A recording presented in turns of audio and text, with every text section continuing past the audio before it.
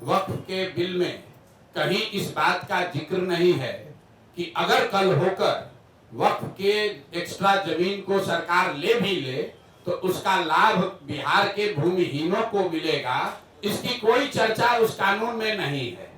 कहीं उस कानून में प्रावधान नहीं है कि वक्फ में अगर गलत जमीन कोई पाई गई तो उसको लेकर भूमिहीनों के बीच में बांटा जाएगा। पहली बात। दूसरी बात, वक्फ का विरोध क्यों कर रहे हैं? वक्फ का विरोध इस पर नहीं कर रहे हैं कि वक्फ में सुधार होना चाहिए कि नहीं होना चाहिए। वक्फ का विरोध इसलिए कर रहे हैं कि हमको, आपको, सबको पता है कि जो लोग ये बिल लेकर आए हैं उनका वक्फ के कानून से, वक्फ की प्रॉपर्टी से लेना देना नहीं है। उनका एक और एकमात्र लक्ष्य ये है कि बिहार में, देश में हिंदू मुस्लिम का मसला चलता रहे। इसका उदाहरण देख लीजिए।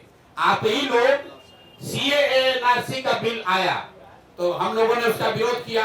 आप जैसे कई काबिल पत्रकारों ने कहा कि प्रशांत जी, आप इसका क्यों विरोध कर रहे हैं? ये तो हिंदुओं को बाहर से लाकर, जो हिंदू शरणार्थी हैं अफगानिस्तान में, बांग्लादेश में, पाकिस्तान में, उनको लाकर देश में जगह देने की, सम्मान देने के लिए ये नीति और कानून बनाया गया है। कुछ लोगों ने ये भी कहा कि ये मुस्लिम शरणार्थी को देश से निकालने के लिए किया गया है।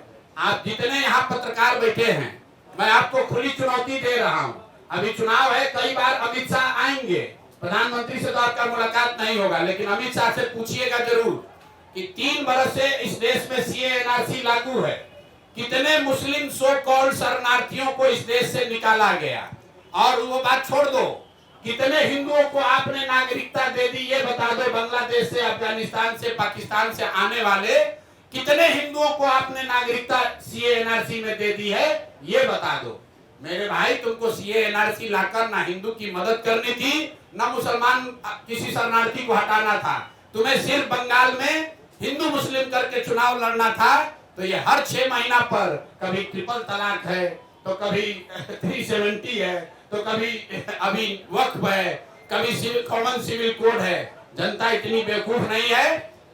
आप वक्फ का बोर्ड आप कानून में लिखिए कि अगर वक्फ कानून के बोर्ड में कोई गलत जमीन पाई गई तो वो जमीन गरीबों में बांटा जाएगा। ये कहाँ कानून में लिखा हुआ है? कानून पढ़े बगैर सवाल मत कीजिए।